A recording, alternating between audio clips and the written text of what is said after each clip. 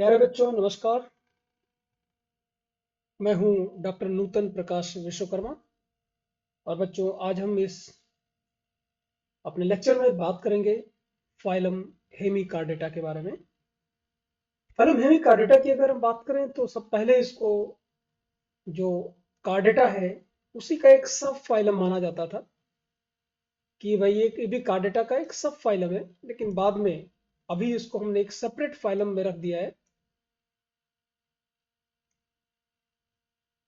जो कि किस में आता है, नॉन कार्डेटा में आता है। लेकिन इसका मतलब ये हुआ कि पहले जो हेमिकार्डेटा के मेंबर थे उनको कार्डेटा का ही एक सब फाइलम माना जाता था, लेकिन बाद में इसको शिफ्ट कर दिया गया एक सेपरेट फाइलम में और जिसका नाम रख दिया जो कि नॉन कार्डेटा में आएगा और जिसको हम बोलेंगे फाइलम हेमिकार्डेटा। हम ये भी बोल सकते हैं कि जो हेमिकार्डेटा के कैरेक्टर्स है वो कनेक्टिंग लिंक है नॉन कार्डेटा और कार्डेटा के बीच में। इनको यूजुअली हम इस तरह से भी डिस्क्राइब करते हैं कि ये प्रिमिटिव कॉर्डेट्स हैं या इनवर्टिब्रेट कॉर्डेट्स भी हैं। इसके बारे में डिटेल में अभी जब नेक्स्ट पढ़ेंगे कॉर्डेटा के बारे में तो हम बहुत डिटेल में आपको बताएंगे vertebrate, invertebrate, chordata, non chordata के बारे में। तो चलो हम देखना शुरू करते हैं कि पहले हेमिकार्डेट्स में कौन कौन से ऑर्गेनिज्म आते हैं और उनके जनरल जो कैरेक्टरिस्टिक्स हैं वो क्या क्या है। तो अगर हम बॉडी की बात करें इसके तो वर्म जैसे होते हैं और उनके 3 डिस्टिंक्ट रीजन्स होते हैं। 3 डिफरेंट रीजन्स आपको दिखाई पड़ेंगे। पहला है प्रोबोसिस। इसके एनिमल्स, इसका जो मेन एनिमल्स हम यहाँ पे आपको एक्सप्लेन कर रहे हैं वो है आपका बैलेनोग्लासस। ये बैलेनोग्लासस का आपको एक पिक्चर दिखाई पड़ रहा है, आप समझ सकते हैं। तो यहाँ पर आप देख सकते हैं इसकी जो पूरी बॉडी है इसको 3 पार्ट में डिवाइड कर रहे हैं। पहले जो है वो प्रोबोसिस है, आप यहाँ से देख सकते हैं ये ए वाला पार्ट प्रोबोसिस है।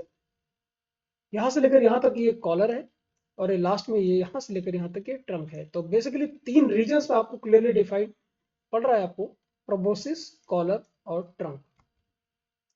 ये स्टार्टिंग अपने लेक्चर्स में भी मैंने यहाँ पे दिखाया हुआ है। यहाँ ये पिक्चर देखिए, ये प्रोबोसिस है, ये कॉलर है और ये ट्रंक है। बड़ा सिंपल है। ये बैलेनोग्लासेस का पिक्चर आप देख रहे हैं। हैबिट और हैबिटेट की अगर हम बात करें तो ये भी एक एक्सक्लूसिव मैरीन है। इससे पहले मैंने जो भी फाइलम्स बताए, इससे पहले आपको पढ़ाया था मैंने गायनोडर्मेटा, उससे पहले पढ़ाया था टीनोफोरा, और ये थर्ड फाइलम है जो कि एक्सक्लूसिव मैरीन है। और ये मोस्टली ट्यूबिकुलस होते हैं। ट्यूबिकुलस का मतलब क्या होगा कि ये जो समुद्र है, जो सी है, एक्सक्लूसिव मैरीन है तो समुद्र में ये जो ये सरफेस है देख सकते हैं आप, समुद्र की जो बेस है, तो वहां पे क्या करेंगे, बिल बना के रहते हैं, आराम से पड़े रहते हैं ऐसे बिल बना के, है। बॉडी इनकी का शेप कैसा होता है, बॉडी इनकी बड़ी वर्म लाइक होती है। आपको पता है ये ब्रिटिल है, बड़ी सॉफ्ट से होते हैं, ब्रिटिल है। अगर थोड़ा सा इनमें जर्क लगेगा तो टूट जाएंगे। सिमेट्री की अगर हम बात करें तो ये बायलैटरल सिमेट्री है क्योंकि आपको पता है धीरे धीरे अभी हम एडवांसमेंट की तरफ बढ़ रहे हैं। तो बायलैटरल सिमेट्री है, शो करता है। बॉडी वॉल की अगर हम बात करें तो ये सिंगल लेयर्ड एपिडर्मिस का बना होता है। बॉडी कैविटी की अगर हम बात करें तो चूंकि अभी हम काफी पहले से एडवांस में पढ़ रहे हैं तो बिल्कुल आपको रट गया होगा अच्छे से कि ये ट्रिपल ब्लास्टिक होते हैं। ये भी ट्रिपल ब्लास्टिक हो, इससे पहले भी एनिमल्स जितने मैंने पढ़ाए थे बहुत सारे ट्रिपल ब्लास्टिक थे। और इनके अंदर ट्रू सीलोम प्रेजेंट होता है, इनको मेंटेरोसील भी बोलते हैं। इनके अंदर ट्रू सीलोम प्रेजेंट होगा। डाइजेस्टिव सिस्टम की बात करें तो डाइजेस्टिव ट्रैक्ट इनका पूरा कंप्लीट होता है, माउथ टू एनस आपको मिलेगा। जो प्रोबोसिस होती है, प्रोबोसिस मतलब प्रोबोसिस को अगर हिंदी में आप देखने जाओगे तो उसको सूंड बोलते हैं। सूंड, सूंड से कोई क्या करता है, जैसे हाथी के पास सूंड होती है, राइट। तो ऐसे इनके पास सूंड जैसा स्ट्रक्चर होता है, इसी से चीजों को खोदते हैं। बिल को खोदने का काम हुआ तो उसको खोदने का काम करते हैं। कंटेन से hollow out growth from the gut called stomochord. और प्रोबोसिस में ही एक स्टोमोकॉर्ड प्रेजेंट होता है, जैसे जो गट है, मान लीजिए देखिए आपको ये प्रोबोसिस हो गया तो ये इसके बाद आपका कॉलर और ट्रंक वाला सिस्टम चालू हो जाएगा। तो यहाँ पर क्या होगा, जो गट है, गट से आगे एक ट्यूब ऐसा निकलता है एक, देखिए यहाँ ये आपको स्ट्रक्चर निकल रहा है। तो ये स्ट्रक्चर जो निकल रहा है, तो स्टार्टिंग में साइंटिस्ट लोगों ने देखा, ये जो स्ट्रक्चर देखा उन्होंने जो गट से लेकर प्रोबोसिस तक जाता है, तो उनको लगा कि ये नोटोकॉर्ड है ना। तो उनको लगा कि ये नोटोकॉर्ड है। तो क्योंकि जितने सारे एनिमल्स होते हैं जिनके अंदर नोटोकॉर्ड प्रेजेंट होता है उनको हम रख देते हैं किसमें, कॉर्डेटा में। तो उनको लगा कि ये नोटोकॉर्ड है, तो ये जो भी आपको हेमिकार्डेटा दिखाई पड़ रहा है, ये इसको कॉर्डेटा में रख दिया। और बाद में पता चला कि एक्चुअल में वो नोटोकॉर्ड नहीं था, उसका नाम था स्टोमोकॉर्ड। और इसीलिए बाद में कार्डेटा से निकाल करके इसको अलग नॉन कार्डेटा के फाइलम में नॉन कार्डेटा के ग्रुप में रख दिया और फाइलम एक अलग बना दिया, फाइलम हेमिकार्डेटा। अब आपको समझ में आ गया होगा कि स्टोमोकॉर्ड को गलती से लोग क्या समझते थे, नोटोकॉर्ड। चलिए बच्चों आगे बढ़ते हैं।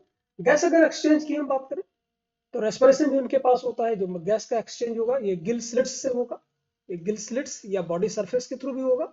ये गिल स्लिट्स आपको दिखाई पड़ रहे होंगे, कुछ गिल्स हैं आपको, ये गिल स्लिट्स इनको बोलते हैं। इन्हीं के थ्रू और बॉडी सरफेस के थ्रू ऑक्सीजन और कार्बन डाइऑक्साइड का एक्सचेंज होगा।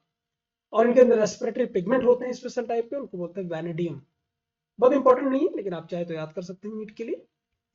सर्कुलेटरी सिस्टम की बात करें तो ओपन टाइप है, मतलब अलग से कोई सिस्टम आपको नहीं मिलेगा, वेन्यूल नहीं मिलेगा, आर्टेरियोल नहीं मिलेगा।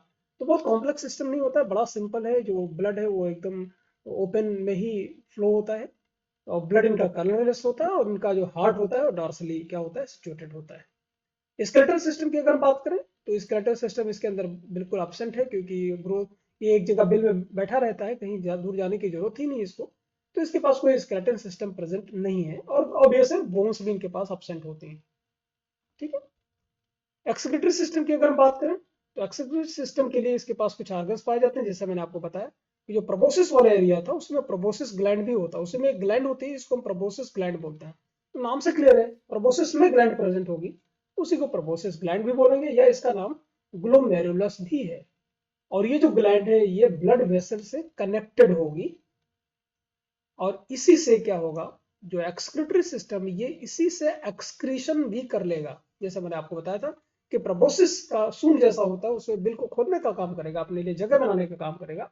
साथ में प्रोबोसिस में ही प्रोबोसिस ग्लैंड होगी, और उसी के थ्रू वो अमोनिया जो है अमोनोटेलिक होगा, और अमोनिया उसको बाहर निकालता रहेगा। क्योंकि वो पानी में है तो पानी की कोई कमी है नहीं, तो अमोनिया के फॉर्म में वो चीजों को निकालता रहेगा।